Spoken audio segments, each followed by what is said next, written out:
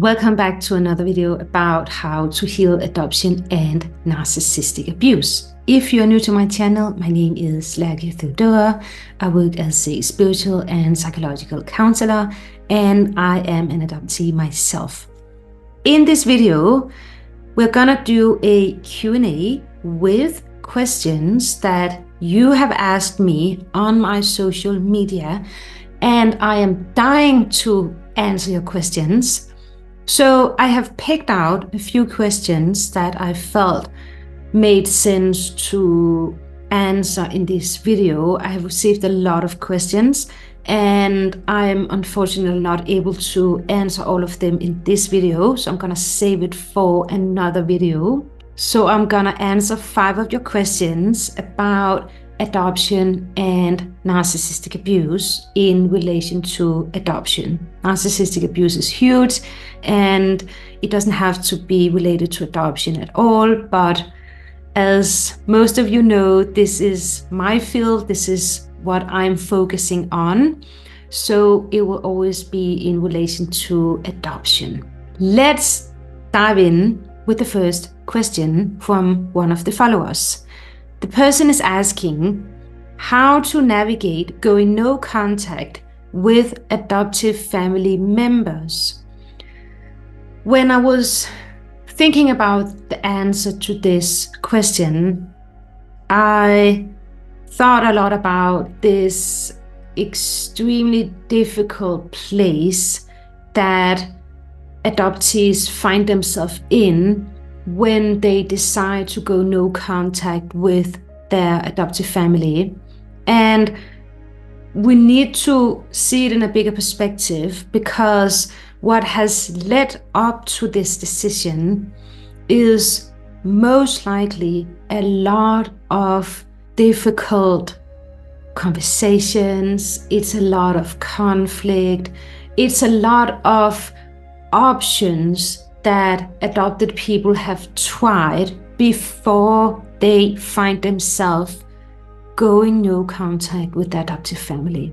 In my opinion and in my experience, going no contact with the adoptive family is the last option. This is the option that we choose when we have no more options left, when we are facing the existential choice of choosing to stay in our family or choosing our mental health. It's an existential choice. It's a very, very profound choice. It's a very, very challenging choice. So I have the deepest respect for those adopted people who find themselves in this situation and they make this choice, because I know that it has required everything from them to make this choice, and they have tried everything else and it just did not work. So when that has been said, how do we navigate this? All narcissistic adoptive families have their own kind of dysfunctional pattern. They vary a lot, and therefore it's not possible to completely explain how all narcissistic adoptive families are going to behave, but there are some common patterns that we can look at. And what we know about narcissism is that they don't like to be exposed, they don't like to be rejected, and they don't like to not feel as the most important person in your life. And they need you way more than you need them. You actually don't need them. Not when you're an adult. You needed them when you were a child. You needed them to be your parents and to take care of you, to give you food, give you clothes, send you to school, do all the adult parent stuff that they're supposed to do. Not that they necessarily succeeded with that, because narcissistic adoptive parents, they completely neglect their children. When we're an adult, we don't need them anymore. And this is also what some adopted people, they realize when they are facing this existential choice of going no contact. It's not that we still want them. We still need someone to love us. We still need to be cared for. But narcissistic adoptive parents are not different from other narcissistic parents or people in general. And when they feel rejected, when they feel like they have lost control over you, when they feel like they have no power over you, they are gonna freak out, either indirectly or directly.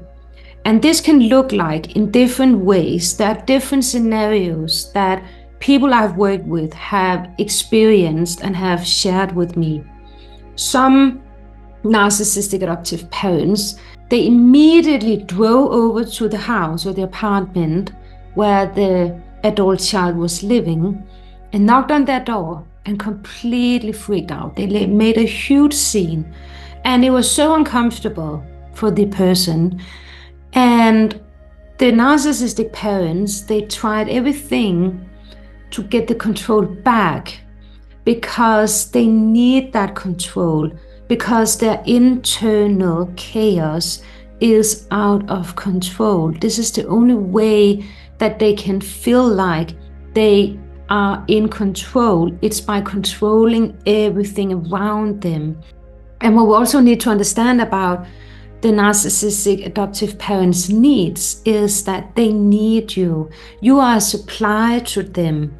They need you because they are feeding off from your attention, from all the trying of be good enough, make them happy, and also because they are so twisted in their head that they are 100% convinced that you are responsible for how they feel and how they are doing and how their life is turning out. You're responsible for that. It's your responsibility. So when you leave, when you cut the contact, they have to try to get you back in to that prison that they were keeping you in when you were still in contact with them. Some adoptive parents, they can also choose the silent treatment. In the beginning, they use the silent treatment and they act like they didn't even notice that you cut the contact with them, which is also odd, right? When you think about it, it's not natural to do that.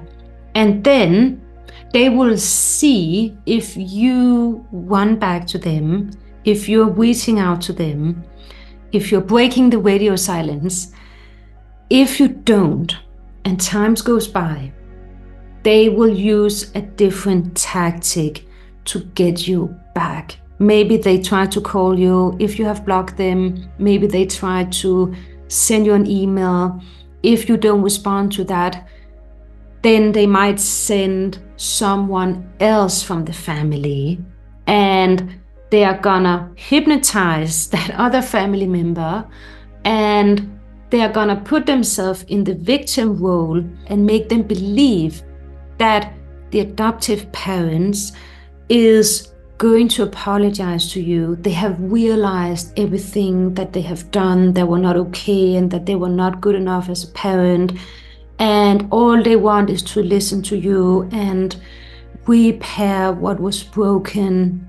But the fact is, if you actually sat down with them and try to have that conversation about repairing everything that they never did that they were supposed to do, or repairing everything that they did that was hurting you, they would not mean any of it. They would not even take it seriously because they don't even believe that about themselves. Because narcissistic adoptive parents, they lack the ability to reflect on their own behavior, which means for you to have that kind of conversation with them, they need to be able to reflect on their own behavior. They need to be able to reflect about what is it that they have done that have caused you pain. But they don't see it that way. they see it in a twisted way where they believe that they are the best parents in the world and you are the mental one, and that you are the one who needs help, and that you are the one who got it all wrong. And another thing that they can also do, I have heard a lot of adopted people share with me, is that they have experienced when some time went by and they maybe met one of their old friends or old classmates randomly in a supermarket or on the street or at a gathering. And then this classmate came to them and said, "Oh, I met your mother the other day, and she said that you were doing really, really bad, and that you were really, really fragile, and that you were dealing with a lot of mental issues. I'm so sorry for you. I really hope that you're getting the right help and support." And then the adopted people were like, "No, that's not the case. I broke the contact with my narcissistic adoptive parents, and this is what they're going out to the world and say about me, because they are gaining other people's trust and sympathy by making you the mental one. So the more that they can create a story about, oh, they feel so sorry that you are mental and that you need help and something is wrong with you, they look like the hero in other people's eyes, and they make the other people believe them and not you. So they're actually running one step ahead of you always. They are reaching out to people in your outer circle, and they're trying to convince them about a reality that does not exist, because you are not mental and there's nothing wrong with your decision of going no contact with them. So my absolute best advice to you, if you are struggling with navigating going no contact with your narcissistic adoptive family, is that you need to stay true to your decision. You need to remind yourself every single day that they are the mental ones. You have not done anything wrong. You ended the contact for a reason, because you were faced with an existential choice of choosing them or your mental health. We don't have a lot of research about this, but the best experts in narcissistic abuse, they say that they don't see that narcissistic people can recover. Maybe they can change a little bit, but they won't stop abusing other people. So know that, remind yourself of that. They are most likely not gonna change, which means you need to stay with your decision. You need to keep that promise to yourself that now no one is going to hurt you anymore, and you're not allowing any abusive people into your life. And it's a very difficult place to be as an adopted person, because it can feel extremely isolating, and it can feel like you have no one you can trust, and maybe you also feel like people are not believing you. But you need to stay true to yourself. This is going to pass. I promise you, this phase will pass, and you will see clearly again once you have distanced yourself a little bit from the experience of going no contact with them. The more you can spend time with yourself, the more you can ground yourself, the more you can return to your body, the more you can go out in nature, journal every day, meditate, watch positive, inspiring videos on YouTube. The more you can do that, the more you can educate yourself about narcissistic abuse, the stronger your inner world will be, and the more difficult it will be for other people to shake your reality and your perception of what's going on. Nothing is wrong with your perception. I guarantee you that. It's their perception that's completely messed up. Your perception is 100% accurate. What you have experienced is what you have experienced. You did not experience something else.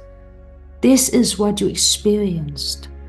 And whenever you're doubting yourself, whether you should stay no contact with them, replay all of the most horrible experiences they have exposed you to, because that is what's waiting for you if you go back.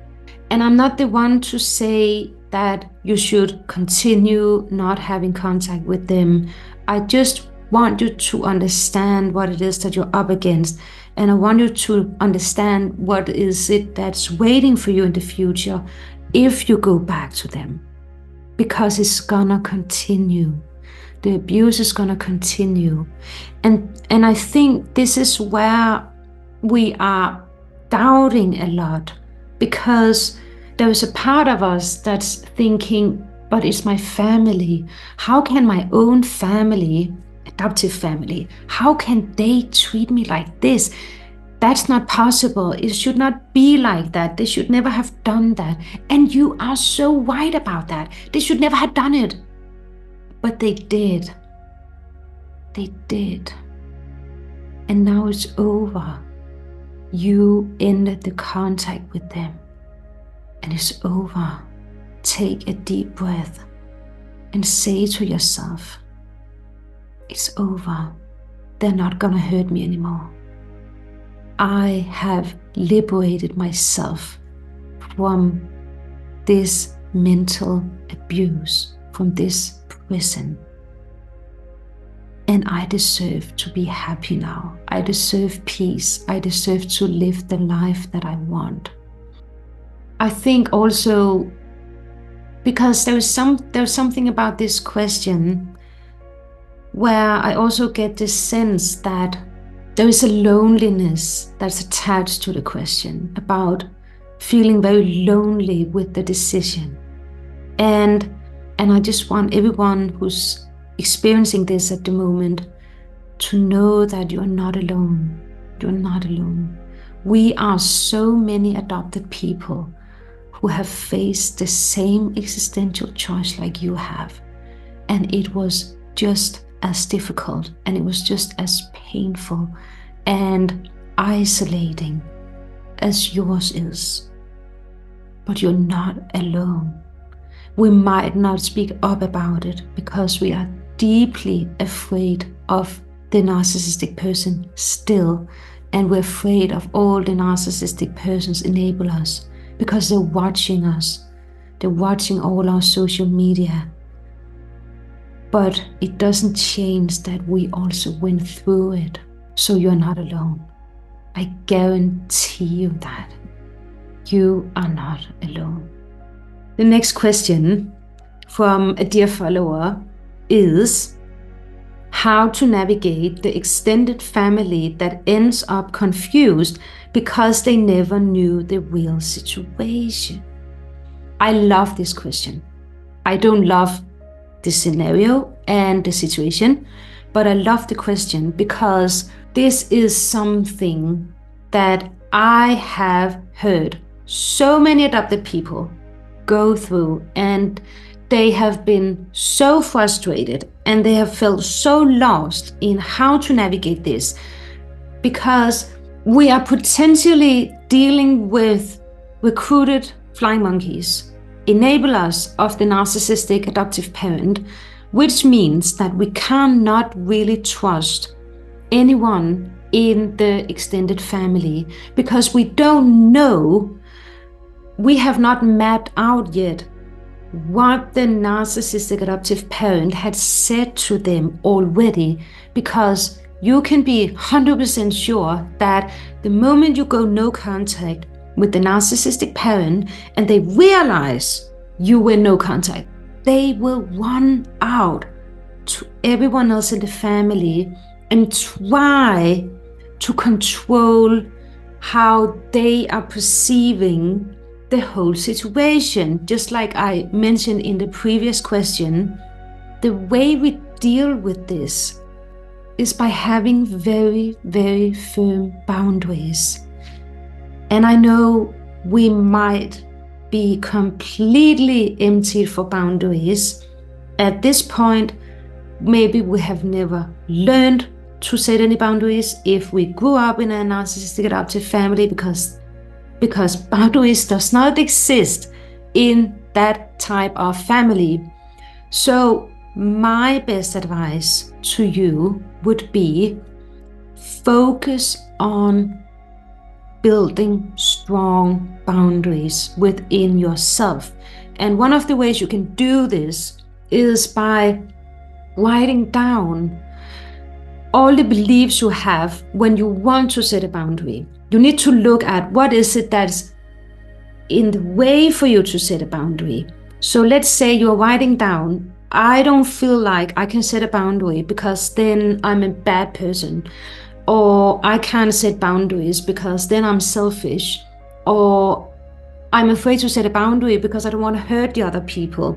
Because that's what you learned growing up, that whenever you're trying to set a boundary with the narcissistic adoptive parent, they were going to punish you.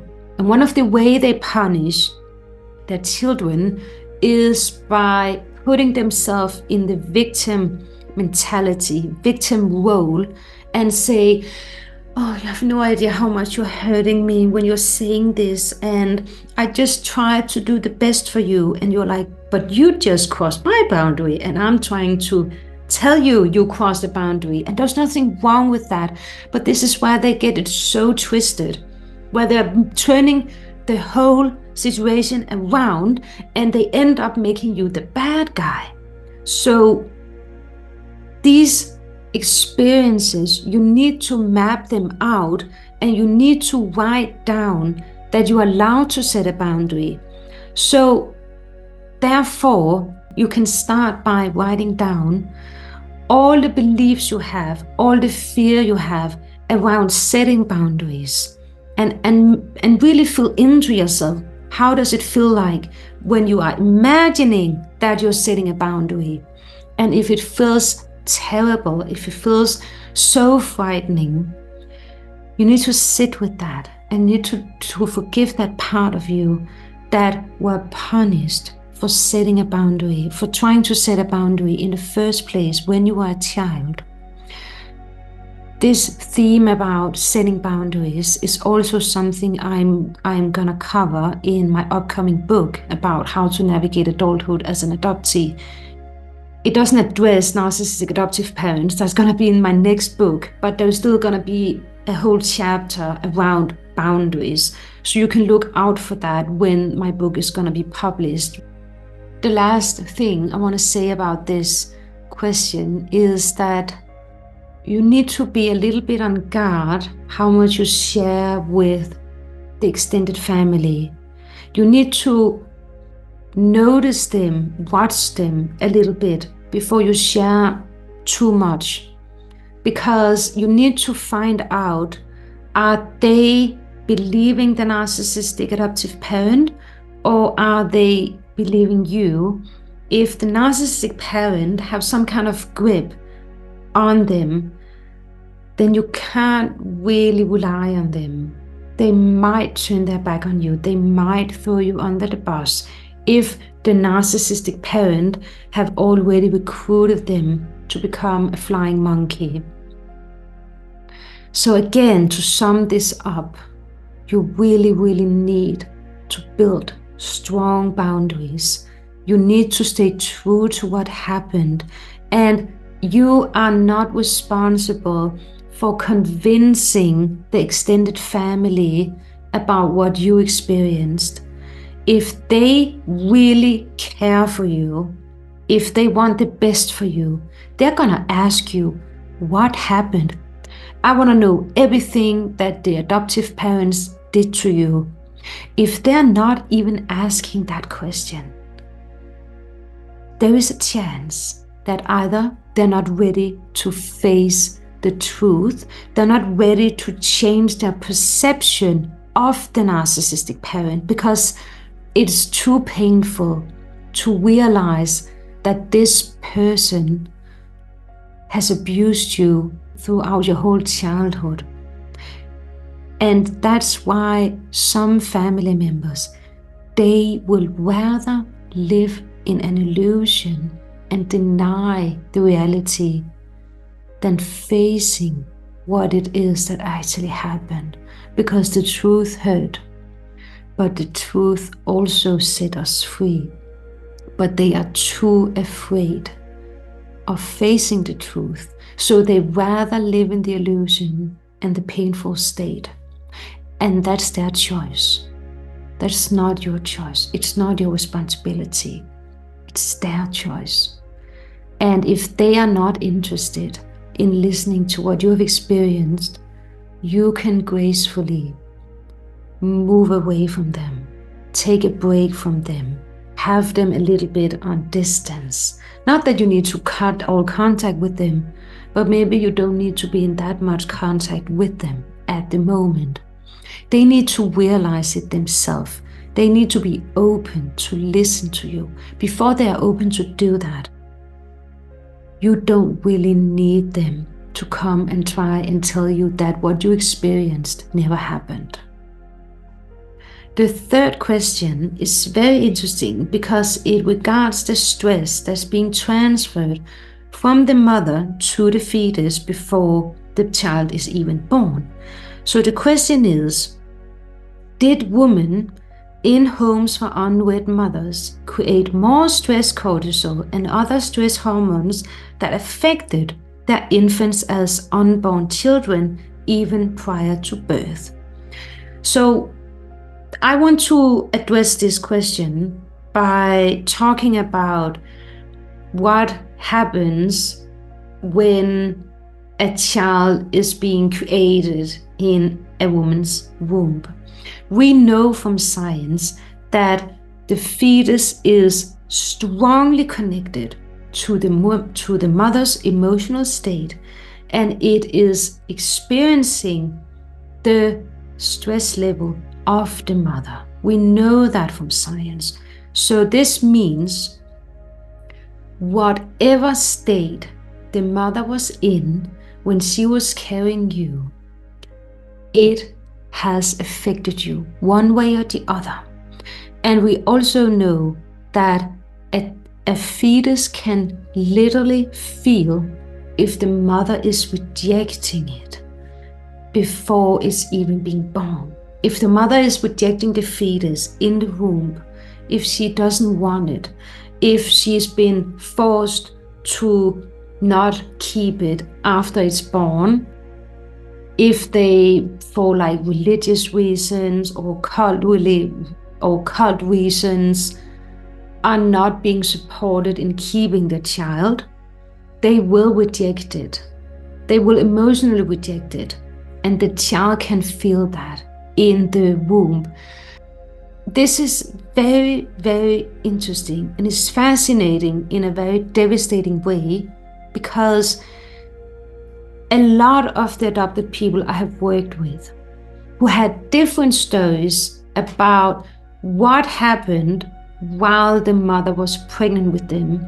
Some adopted people, they knew that the mother really wanted them, but for some reason they were not able to keep them.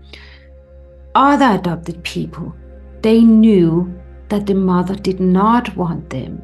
Like some adopted people have shared that they were the result of a rape, and therefore the mother did not want to keep them. So they felt extremely rejected already.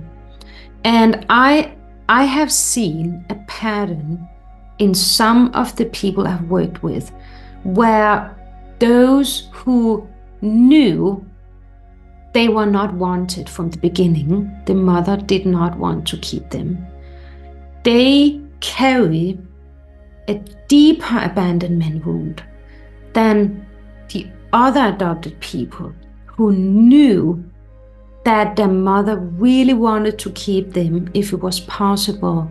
Maybe they kept them for a few years in the beginning, but then something happened and they lost them.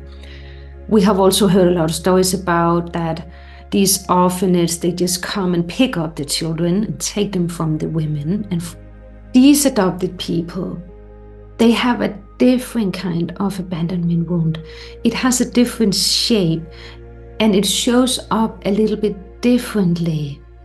Where the abandonment wound of the adopted people who knew they were not wanted from the beginning, is almost like the abandonment wound is penetrating them in a more unbearable way, in a more painful way. Not that we can compare pain, but it just have a different expression. And again, I can't generalize this because everyone is different and everyone had a different experience with being in their mother's womb. But I just see a beginning pattern of something that's here, of something that's really interesting about this. So to answer the question, the fetus will experience the stress. 100% it will experience the stress. The more stressed the mother is, the more stressed the child will be when it's born. And I know from a Danish study that was made here in 2021, it was at one of the biggest hospitals here in Copenhagen. They were investigating. They took a group of women who had survived a war. They knew that the women, they were diagnosed with PTSD. They knew that the women had experienced being raped by the soldiers in the war. And now, years later, the women chose, now they wanted to have their own children. And the children who were born with a way higher level of cortisol than other children were. And they also saw that the children, they were underweight. We can't conclude everything based on that study, but there is something that is clearly affecting the fetus. So the mother's mental state, physical state, everything that regards her is going to affect the fetus in one way or the other. The fourth question is very interesting, and I won't actually have a clear answer to that, because the question is, are narcissists getting screened out in any particular countries? The reason why it's actually not possible to screen if future adoptive parents might be narcissistic is because it's in general difficult to diagnose a narcissistic person, because they are going to answer questions about their own behavior and their own perception about themselves, and they don't think that there's anything wrong with them and that they're doing anything wrong and that there's anything wrong with their behavior. So out of the 5 tests that we can do, they are lacking something, which means that the result is not going to be accurate enough. In my opinion, I don't think that adoption agencies are screening people for narcissism, because I don't think they're even aware of how huge this issue is, so they don't see any reason to screen them at all.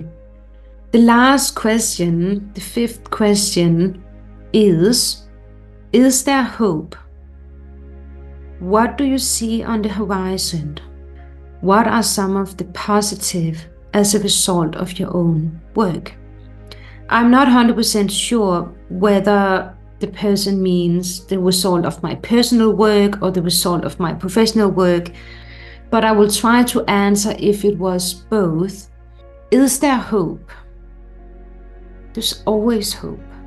There's always hope. I can use myself as your validation that there is hope. I know there is hope.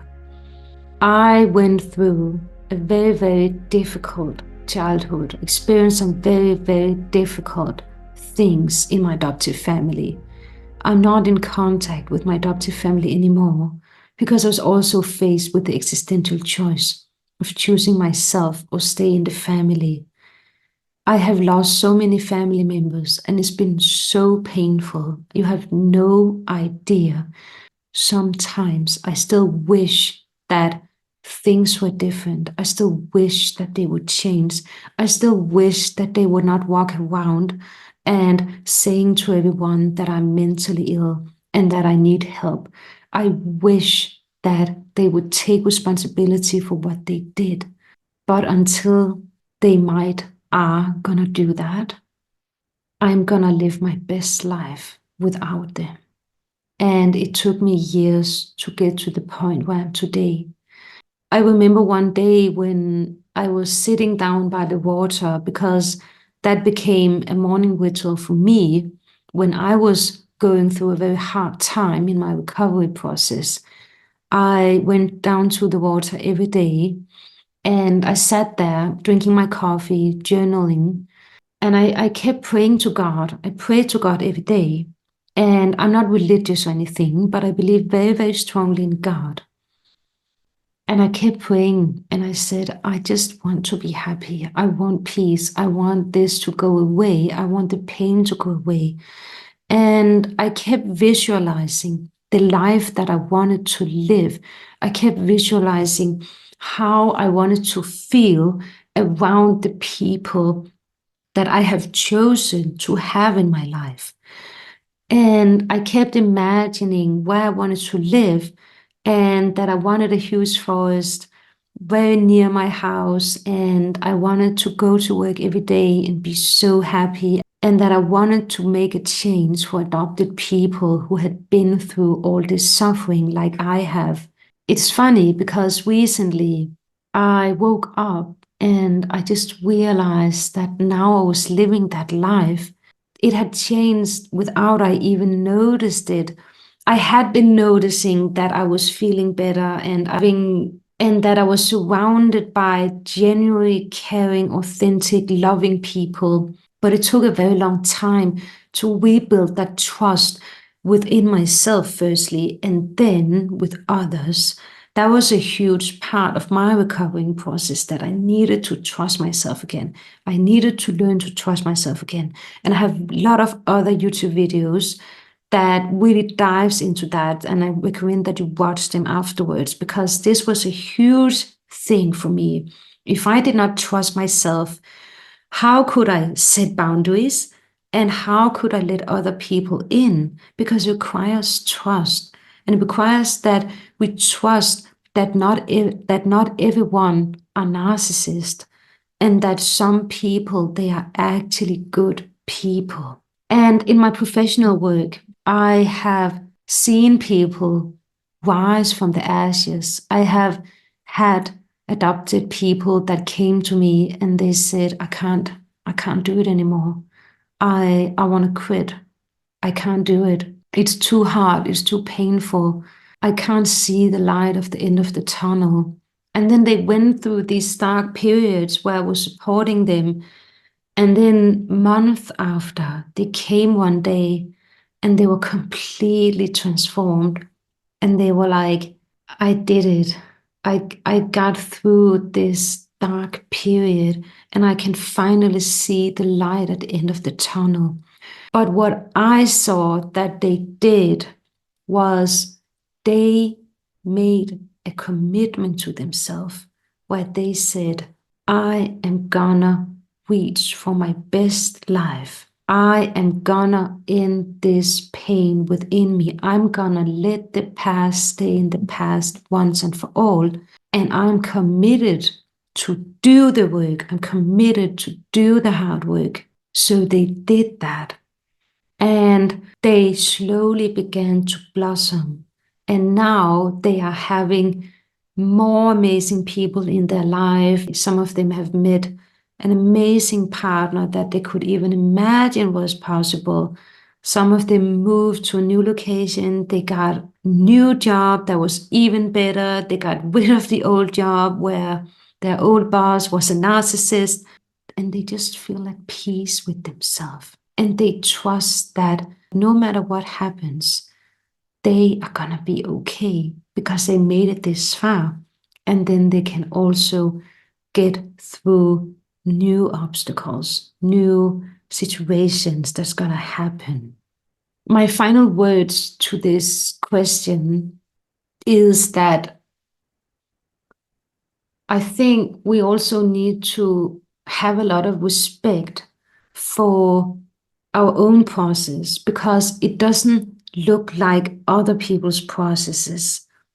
Our process is unique and it doesn't look like anyone else. So we can't compare our healing process with other people. People heal at their own pace. And that's the most important thing to remember when we feel lost, when we feel stuck, and when we feel like nothing is working of anything we're doing. We're gonna heal at our own pace. And that's how it's supposed to be. So I want to thank every amazing soul that's following my social media for these questions. I hope I could give you a useful answer. And let me know in the comment how this resonated with you. I'm gonna be back with a new video very, very soon. Until then, take care in the meantime. Bye for now.